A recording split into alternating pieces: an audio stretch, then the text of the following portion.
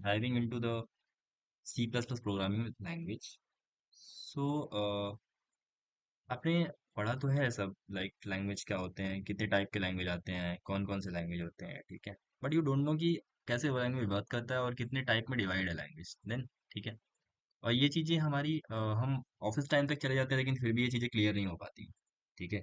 क्योंकि मैं आज आप लोग के साथ में एक प्रेजेंटेशन के थ्रू और एक वीडियो के थ्रू मैं आपको ये चीज़ बताने जा रहा हूँ। सो लैंग्वेजेस जो होते हैं वो बेसिकली तीन पार्ट में डिवाइड होते हैं, ठीक है। जो पहला पार्ट हमारा होता है वो होता है कि मशीन लेवल लैंग्वेज पहला होता है, दूसरा होता है हमारा असेंबली लेवल लैंग्वेज और तीसरा होता है हाई लेवल लैंग्वेज, ठीक है। तो मशीन लेवल लैंग्वेज क्या होता है? Machine level language is the most fundamental programming language. It consists of binary code like 0 and 1 that are computers centralized central processing unit. ठीक है? That is directly understand the 1-0 format. Every instruction a CPU executed is a machine language. ठीक है? So basically the meaning is that कि जो अपना machine level language होता है उसमें जो अपना कंप्यूटर होता है वो खाली 0 and 1 को समझता है, ठीक है। और ये इंपॉर्टेंट क्यों होता है, why it is important? That question comes in everyone. That question comes for machine level language is crucial because it is the lowest level language, lowest level code that are allows to us communicate directly with the hardware. Without it, higher level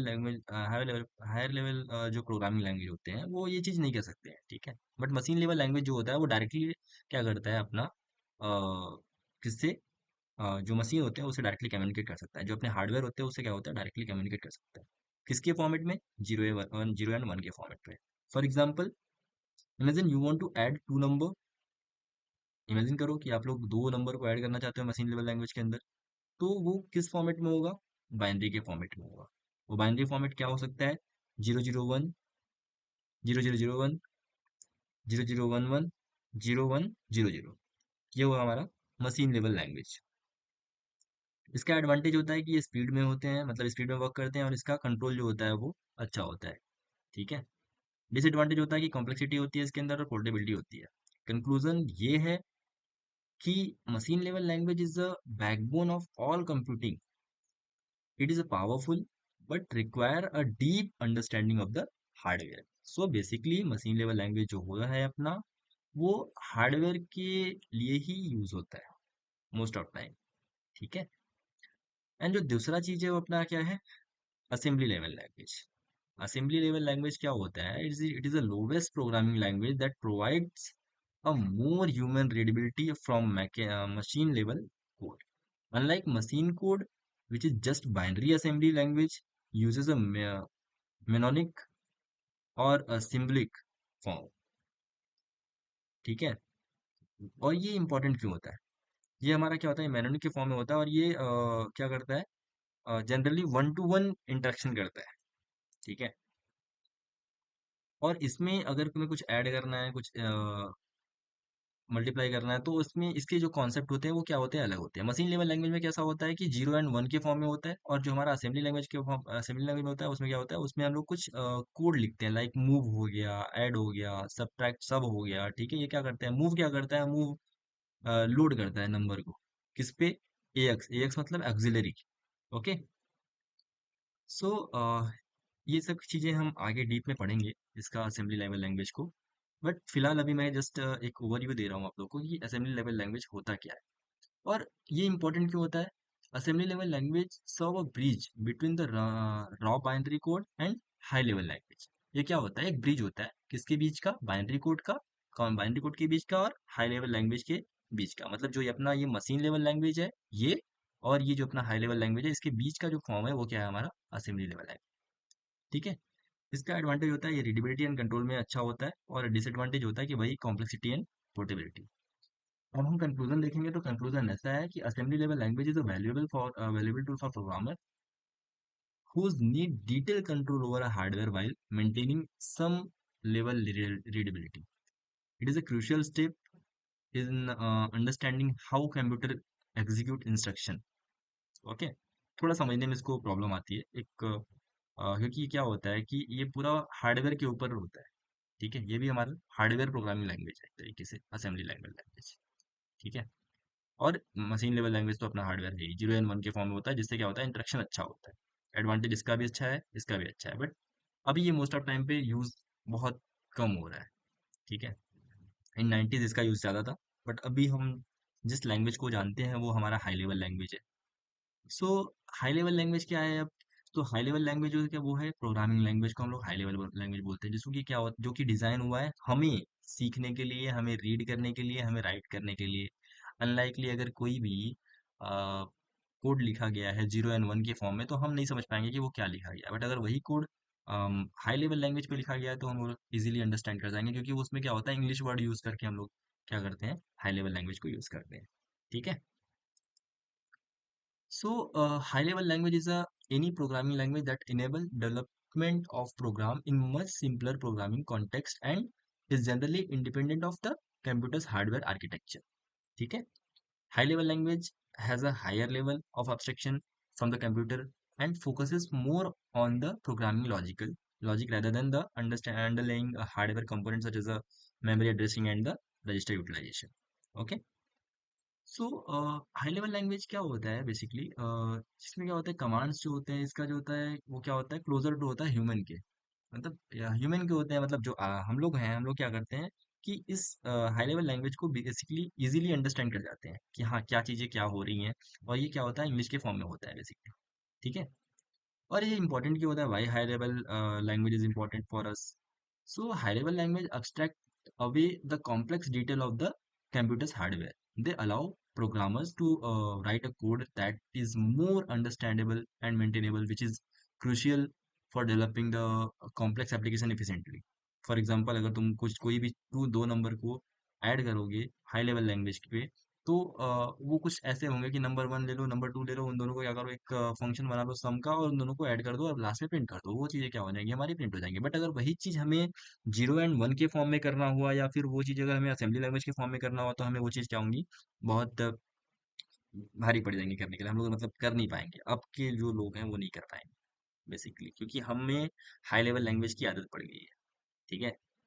So, the first high-level programming language were designed in 1995, 1950. Now are dozen of different languages, including Ada, Algol, Basic, COBOL, C, C++, Java, Fortran, Lisp, Pascal, and Prolog. Such languages are considered high-level because they are closer to human. As I say previously, they are closer to human. And further from Mac machine languages. And the high level programming language broadly categorized in two part. अभी ये भी क्या है कि अपना दो part में divide है। पहला क्या है प्रोसीजर ओरिएंटेड, पीओपी जिसको बोलते हैं। दूसरा क्या है हमारा कि ऑब्जेक्ट ओरिएंटेड प्रोग्रामिंग लैंग्वेज। ठीक है। सो प्रोसीजर ओरिएंटेड प्रोग्रामिंग लैंग्वेज क्या है? प्रोसीजर ओरिएंटेड प्रोग्रामिंग लैंग्वेज हमारा क्या होता है कि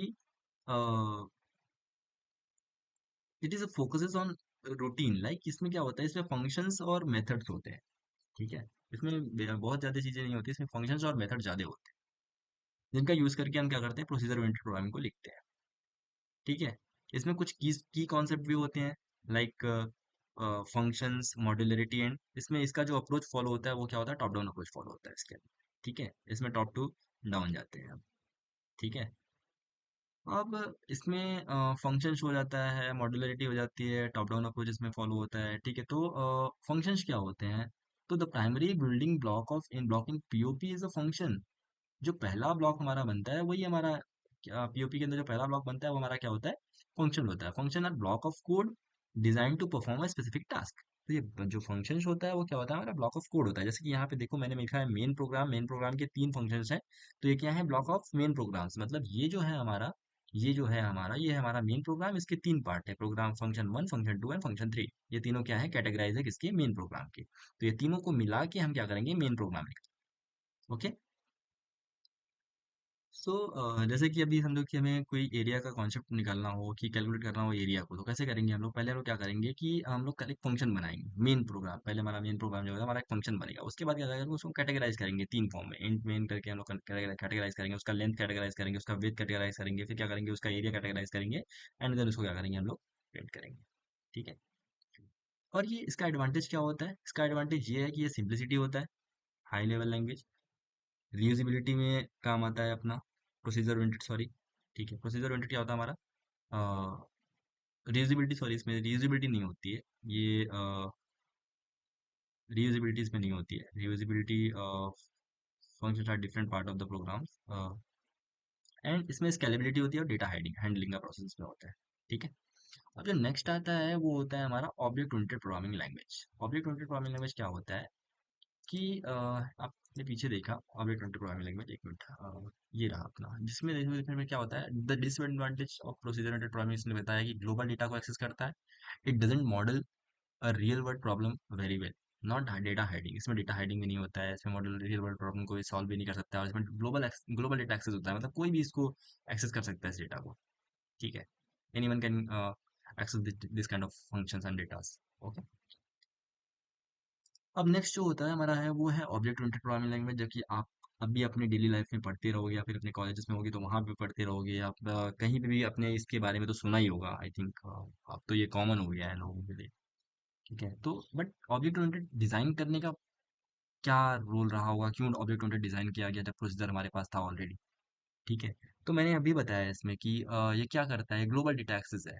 ये क्या है अपना, रियल वर्ल्ड प्रॉब्लम से बहुत वेल नहीं था, it doesn't well model real world problem very well. इसमें डेटा हाइडिंग का कोई प्रोसेस ही नहीं है, जिसमें क्या डेटा हाइडिंग का प्रोसेस नहीं हो तो क्या होगा, हमारे डेटा जो हमारे वो क्या होगा, सेव नहीं रहेगा। ठीक है। अब जो अगला मेथड है वो है हमारा object oriented programming language. So, object-oriented programming language is a programming paradigm that is used object to design the implement software. It is based on the concept of object, which is instead of class. Classes define the properties and behavior that their objects will have. इसके भी बहुत सारे concepts होते हैं, की concept होते हैं object उप्स के। इसमें अपना क्लास आ गया, ऑब्जेक्ट आ गया, क्लास एंड ऑब्जेक्ट हो गया। ठीक है, इनकैप्सुलेशन हो गया, इनहेरिटेंस हो गया, पॉलीमॉर्फिज्म हो गया, अब्स्ट्रक्शन हो गया। This kind of things comes in the object oriented programming language. अब इसका एडवांटेज क्या है और डिसएडवांटेज क्या है? ठीक है, तो इसका एडवांटेज जो है वो है क्या है, ये इसमें मॉड्यूलरिटी होती है, रीयूजेबिलिटी होती है, स्केलेबिलिटी होती है। ठीक है। और डिसएडवांटेज क्या है इसका, कि ये कॉम्प्लेक्सिटी इसके अंदर भी होती है, और परफॉर्मेंस क्या होता है, ओवरहेड होता है। सो इसके कंक्लूजन पे अगर हम जाते हैं तो इसका कंक्लूजन ये है कि object-oriented programming language is a powerful paradigm that promotes modularity, readability, and scalability through the use of classes and objects. While it may have a learning curve and performance consideration, it is an essential tool for modern software development. ठीक है, अभी फिलहाल अ, अभी अब इसमें आप देख रहे होंगे ये वीडियो, ये जो आपके सामने स्ट्रक्चर बना हुआ है उसमें आप देख लो, जैसे कि ये ऑब्जेक्ट ए बना हुआ है, ऑब्जेक्ट बी बना हुआ है, ऑब्जेक्ट सी बना हुआ है। देन क्या हो रहा है कि ऑब्जेक्ट बी ए का डेटा जो है वो क्या कर रहा है, क्रिएट कर रहा है फंक्शन। ऑब्जेक्ट बी का डेटा क्रिएट किया है फंक्शन। ऑब्जेक्ट जो ए का फंक्शन है वो किससे कम्युनिकेशन कर रहा है, और बी से। और जो सी वाला है वो क्या कर रहे हैं, सी वाला जो है वो सी का फंक्शन जो कम्युनिकेट कर रहा है किससे, ए से और भी बी से भी। ठीक है, तो ये हमारा जो है ये एक प्रोसेस को फॉलो कर रहा है। तो बेसिकली जो मैंने यहाँ पे लिखा है कि object oriented programming language as an approach that provide a way modularizing program by creating a para partition, जो क्या करता है, memory area for both data and function that can be used as a template for creating copies of such modules and demands. ठीक है, इसके भी disadvantage होते हैं, इसके भी कुछ फीचर्स होते हैं। जैसे फीचर्स में मैंने आपको बता दिया, क्लास एंड ऑब्जेक्ट एम्फेसाइज होता है। ठीक है, और इनकैप्सुलेशन मैंने बता दिया। ठीक है, तो ये सब वही है, लाइक उसको ही मैंने यहाँ पे लिखा हुआ है, बहुत कुछ और नहीं है इसके अंदर, वही चीज़ें, वही फीचर्स हैं इसके। तो ये these are the features of the object oriented programming language. So thanks for watching this video. मिलते हैं नेक्स्ट वीडियो में, जहाँ पे मैं आपको इन चीज़ों के बारे में और डिटेल में बताऊंगा। सो आप लोग को और थोड़ा समझने में आसानी होगी। बट मैं इतना कहूंगा कि आप थोड़ा इन चीज़ों पे ध्यान दें। ये जो चीज़ें हैं ये अपना एडवांटेज डिसएडवांटेज जो इसके हैं ये सब थोड़ा। अभी देखो क्या होता है कि मतलब मशीन लैंग्वेज बेसिकली 0 एंड 1 के फॉर्म में होता है। ठीक है। अब अपना जो ये है वो कैसा फॉर्मेट में होता है, मूव। मूव अपना जब असेंबली लैंग्वेज कैसा होता है, ऐसा मूव। ठीक है, move A X, move A X is equal to 0 and 1, ऐसा ये हो गया हमारा असेंबली लैंग्वेज फॉर्मेट। ठीक है। So this kind of things comes later. So thanks for watching this video. हम मिलते हैं फिर नेक्स्ट वीडियो में, हम बात करेंगे इसका जो अगला पार्ट होगा उसमें हम लोग और भी डिटेल्स में इसको देखेंगे और बात करेंगे। So thank you for watching this video. मिलते हैं नेक्स्ट वीडियो में। Bye bye.